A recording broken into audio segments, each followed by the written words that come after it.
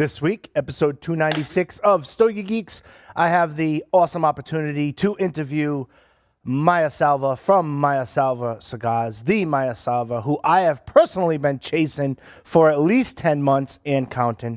And now I have the privilege and the honor to interview her here, right here on this edition of the Stogie Geek Show.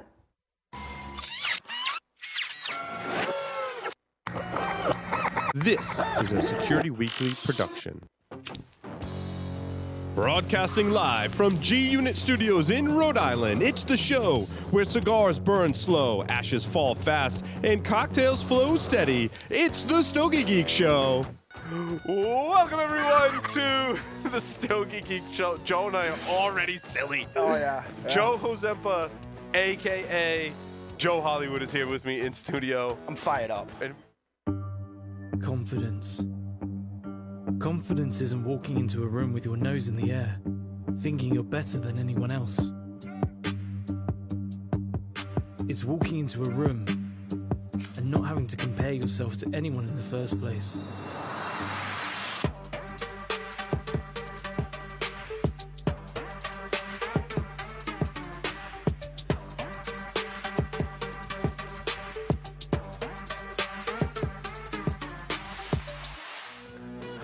Havana Cigar Club, located in Warwick, Rhode Island, is a great place to enjoy a drink and a cigar. Stogie Geeks listeners can find a $5 off coupon on our website by clicking the HCC logo.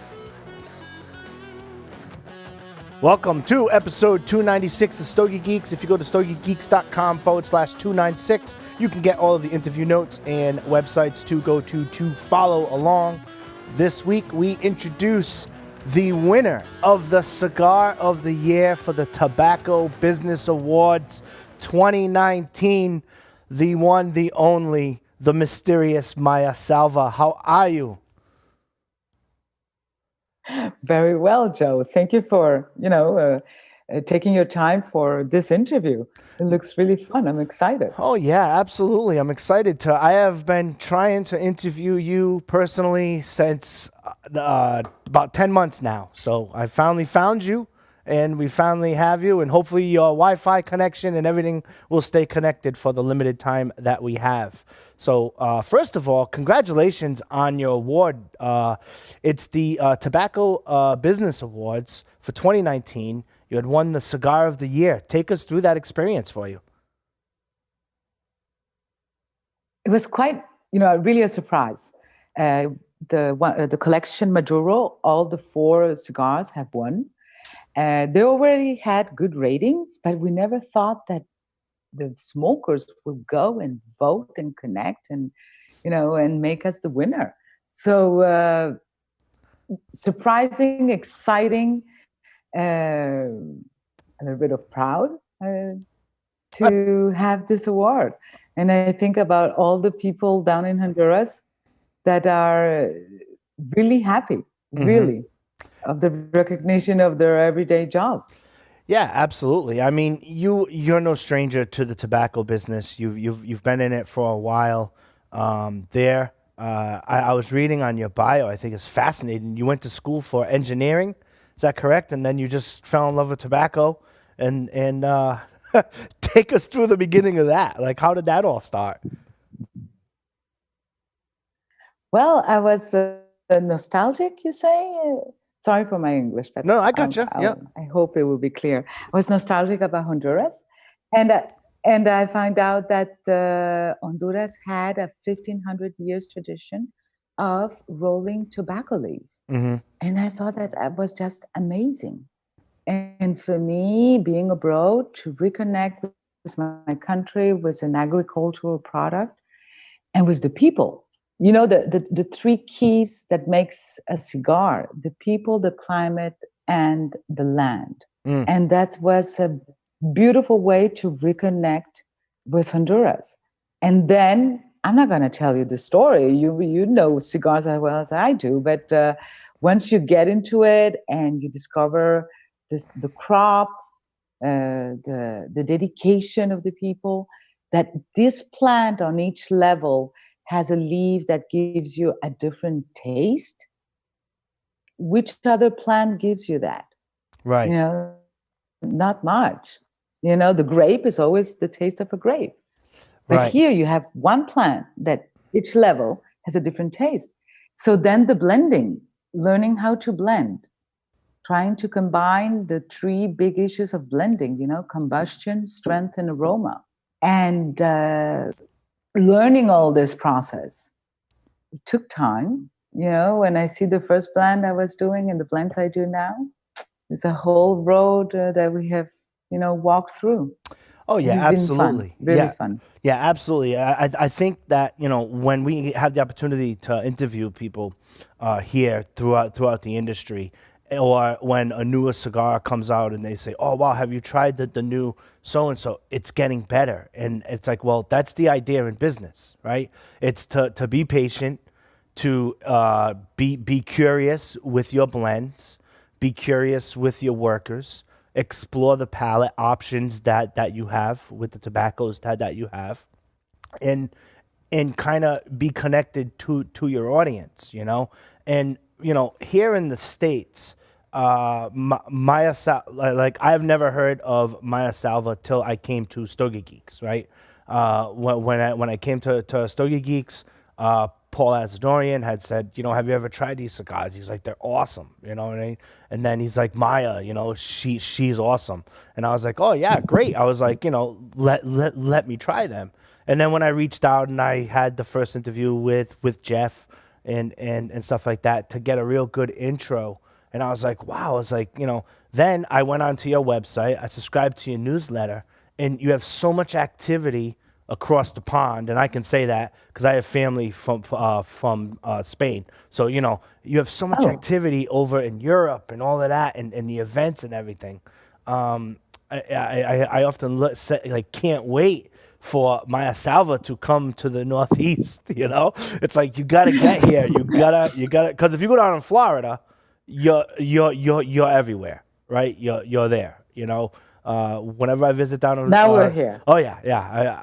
I whenever I visit down in South Florida, I always come back with the Maya Selva cigars, but I don't have, I'm not there all the time, and so they're gone in like 2 months, and then I have to wait till the next time and all of that stuff, So it's just Give us time. Give us time. It's just a time, issue to slowly grow in the United States. That one of the things that we really want to pay attention is to the consistency of each blend we do. Mm-hmm. So we need to grow in a slow manner.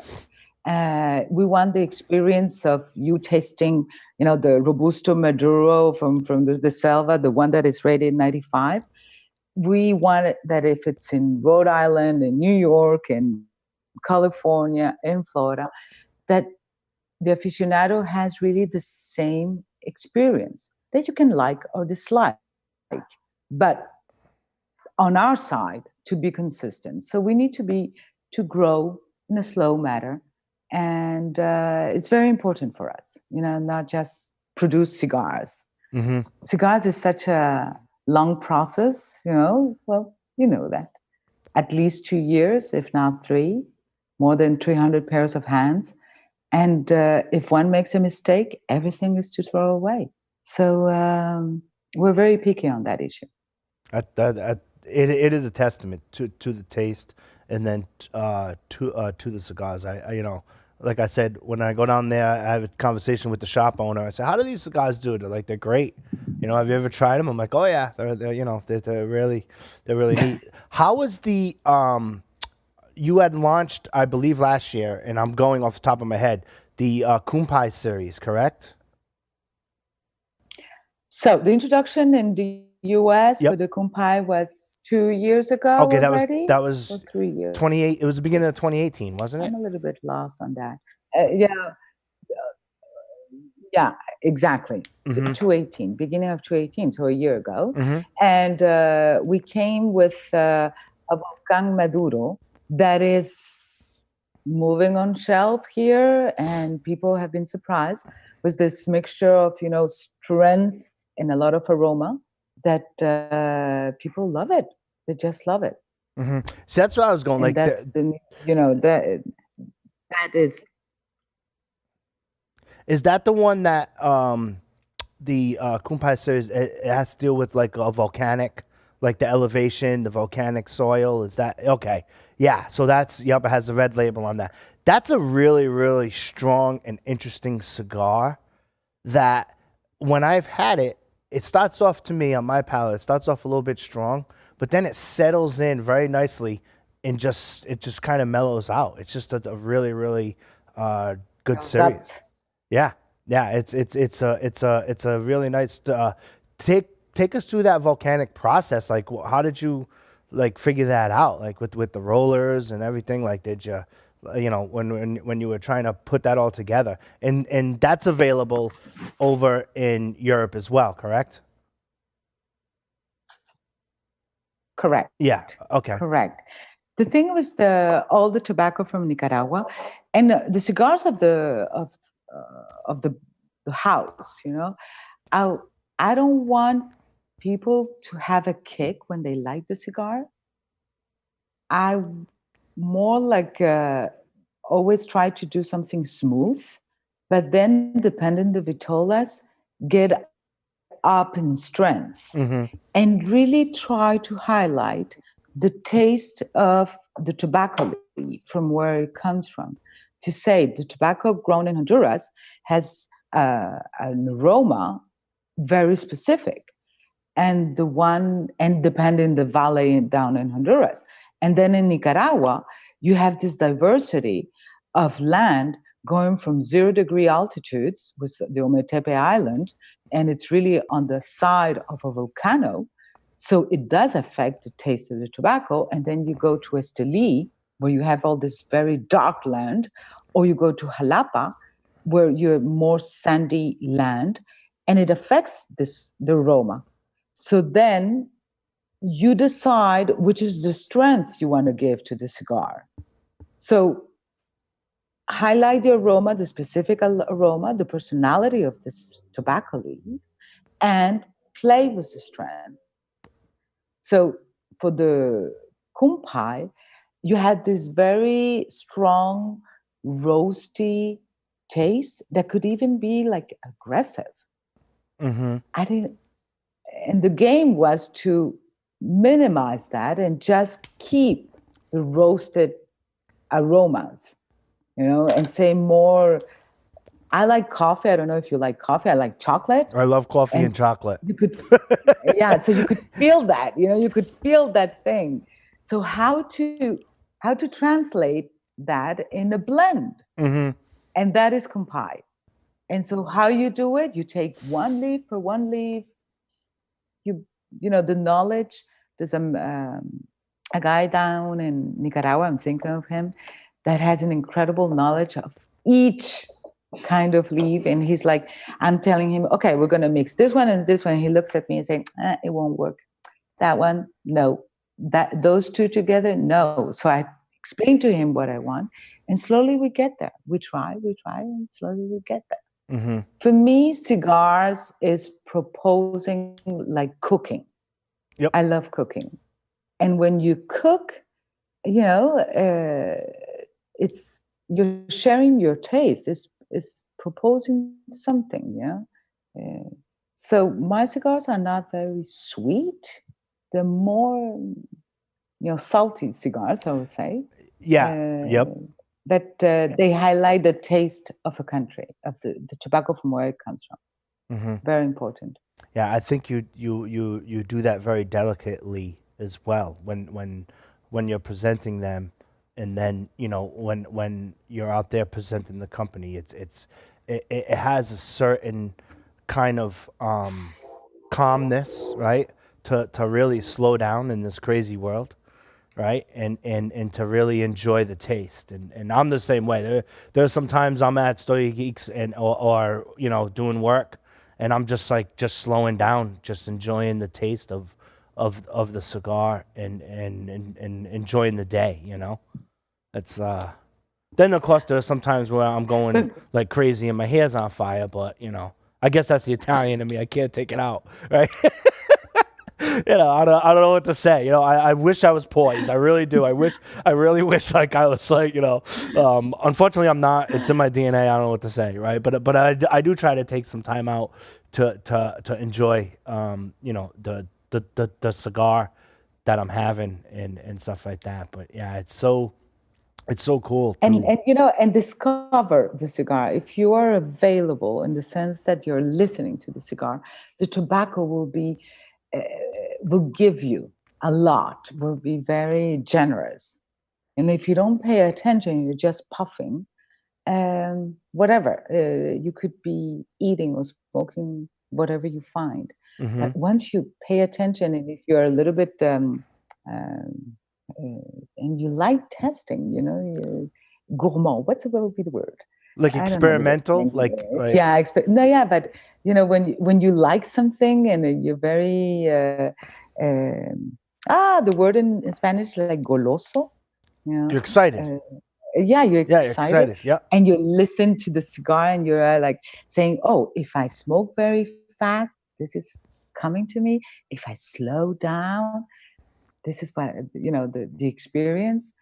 You you you you really take the cigar, and it's really very enjoyable. It's very enjoyable. Yeah, I can't. You actually brought up a good point when you before you were talking that you should take time out to discover the cigar, right? To really just whatever cigar that you're having, take the time out to really discover it and enjoy it and take it in. And I think again, having gone through your repertoire of blends, it's one of those cigars, and there are very few that really do. If you watch Stogie Geeks consistently, I'm not a fan of a lot of stuff, right? Whenever it comes to ratings, but whenever it's like I really love the cigar that can stop me from doing like work or not working, but like really stop me in my tracks and say, wow, this is something here, and I found that Cumpay to be that way for me, for sure. Look, and Joe, eh, you said something, it's just like it becomes a companion. It really Yes. becomes a companion. And then we're talking culture, that you pick up the right cigar for the right moment, corresponding to the mood you are. Do not pick up always the same cigar, please. That no, even if they're not from my house, be curious. Right. Well, you are Really, right. that is part of the pleasure. Yeah, absolutely. I think that I'm not a kind of like like dedicated to one. I like them all, and it also depends on if it's in the morning and I'm having a coffee, or if it's in the morning I gotta type something quick or whatever, or having a cocktail after work, and I judge it. It's like even when I still walk into a humidor myself, and these are humidors that I frequent, right? So I could go to the local cigar shop right next door, or one that I frequent on my side of town, and I go there, and they're like, "Why do you spend 10 minutes like choosing? It's in the humidor." Because I tell them, I say because I know what I'm in the mood for. This experience, like right now, I'm gonna have this cigar at this experience. I say, I don't want that experience. Like I really, truly, and I am pouring my heart out to you. I'm telling you, I truly pick the experience that I want to have based upon the I guess you can say imprint that was in my mind from when I smoked the previous cigar. Now, sometimes I'm in an experimental mood, and I love it when they go good. But I get very frustrated. Again, that's the Italian in me, right? Why did I do this? I should have waited. It can be dangerous. It can be dangerous. I agree. I really agree. It absolutely can be dangerous, but I truly try to enjoy the experience, And I remember when I was sitting on I think it's Los Salas Boulevard over at the Havana Republic, and I was enjoying my Maya Selva, and I was reporting back to Stogie Geeks when I did that episode, I remember just saying like, wow, like it's a damn good cigar. Like, you know what I mean? I kind of wish I wasn't really reporting back to store. Can we shut this off and come back like in an hour or two? You know, because it was so good, you know. And then what I like about that is when you have that experience to bring that home or to your next thing, you try to captivate that. And that is what I try to do daily. I really do. You know, I really do. You clearly do. I mean, you know, for sure. You know, if you want to follow everything that Maya Selva is doing, you can go to Maya Selva Cigars, click on their Facebook, click on their Instagram, sign up for their newsletter. They do so many fascinating things overseas for sure that you could definitely check them out. So how long are you here in the States for? Like, what are you going to do after we wrap up this interview? Like, what are you, because you're not in the States too often. Well, 2 weeks, and then I'm going, no, well, once a month, you know, very busy. Yeah. Very busy.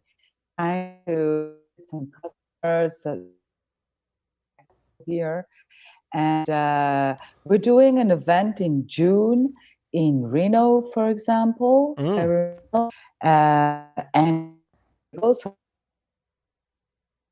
you know, we only have 52 weeks in a year. Right. And I really enjoy taking care of the production and taking care of, you know, the tobacco thing. I need to be on the field to then have energy to do all these events. So usually the events are during the summertime in Europe or now in the States. But from November to April, it's easier to find me down in Dunlea. Yeah, it's quite easy. That's where I'm most of the time. Yeah, yeah, I know. When I was talking to your staff, they're like, she's not coming here till February. I said, February, you know. That was so long there ago. Was this Vegas show. Right. And then here we are. Yeah. So anything coming up for IPCPR that you got? You got anything new launching? Well, or are you going to keep me under surprise, right? Yes, yeah. We're going to keep you on the surprise when we're set. But we're coming in with something that I really think you're going to like. Awesome. It's going to be this year? It's going to be for this IPCPR? Yeah, for this IPCPR. That's awesome. So that will be the thing for June, ready for June. In June, you will having news from us. And at this moment, have you had the Maduro collection? Do you know about it? The one that has been awarded? No, I have not. I've had... you have not. Oh, we're going to because it's not available here. I can't. I gotta. You know, I try not to buy online. I mean, I try not to. I try to really support the locals there. But here in the Northeast, it's like I said. I've had what was that Havana Republic, and then at the time Jeff had sent me, but I have not had the Maduro collection, which I think is fascinating. We're going to take care of that. Okay, perfect. But what I think is fascinating is that, like, you know, despite, you know, okay, sure, you know, I'm crying, it's not here. The tobacco, the cigar enthusiasts, they voted you in for that business of the year. I mean, it's got to be, you know, but let's be modest. You kind of won 30, you know, like throughout your repertoire, right? You're not a stranger to winning awards when it comes to tobacco, right? So, you know, take us through some of the other stuff that you've liked about your accomplishments and stuff like that as we wrap up, because I know that you have to get going soon. Well, you know, it's always awards are always great. I will never forget my first award in 1997. And it was in Europe, in Vienna, in Austria. And it's the recognition, you know, of you. I feel like a chef, you know, it's like you make a blend and something that maybe you're not aware of. When you take a cigar from the house, depending the vitola, depending the size, the blend will be different. It will be like a diamond, you know, you will see the one facet of it. But in order to understand the tobacco we're using, you will need to have all the different sizes, because on each size, the strength will be different, and we will highlight on one of the aspects of the aroma of that tobacco. So the one that now is a classic, of course, is the Robusto, because people are very fond of the Robusto size. So that will be like the middle man in, in our blends. But once you go to the Volcano or the Short in Cumpay, for example, you will have, like the same person, but in a different mood, in a stronger mood, or more aroma, or the other one will be smoother, like more medium body, and highlighting more the cacao side instead of the coffee side. So that's for me, the exciting part of being in the cigar world, is that we have a very short collection on all the tobacco we work with, the tobacco we blend, but each one has its own personality. So be curious about, and you will see the one that is, that you like more, because it's nice. It's really nice. And now we're trying to see, we wanted to do some puros, 100% tobacco from Honduras, 100% tobacco from Nicaragua. And now I've seen some tobacco, Jeff's tobacco from Corona, from Florida, Central Florida. And I'm like, let's try this, and see which blend will come out. So a lot of projects, a lot of things going on. That's awesome. The saltiness component, and I guess I'll leave you with this. I think it would go pretty good with the sun grown. I've been digging a lot of the sun grown stuff lately there, and like you said, your kind of palate wheelhouse, if you will, tends to be that salty, maybe a little spicy. You could say medium. They're not. They can be a slightly stronger on the mild, but mostly a medium, sometimes full on that spectrum there. Salty. Maybe in the future a sun grown would, I think. There you go. I agree. We can name it the Joe. Or Thank something. you, Joe. We can name it Joe Stick. Why not? Why not? Well, Maya, thank you for your time. Thank you very much for your time. I know you squeezed this in. Have a great time here in the States. It was a pleasure, and best of luck to you and your business. Absolutely. And you too. And thank you to the Stogie Geek people. Absolutely. I'm sure that they will enjoy the smoke. We will. Thank you very much. If you want to learn more about Maya Selva Cigars, you go to mayaselvacigars.com. Check them out. You can follow them on their newsletter. Check them out on Facebook. Their newsletter is fascinating about all the events that they do across the pond, and hopefully coming soon here to the United States. Hopefully she'll do an event with me in the Northeast sometime in 2019 or maybe 2020 by the time she gets down here. We will see. Thank you for tuning in. Thank you very much, Maya. It was a pleasure. We'll see you next week on Stogie Geeks.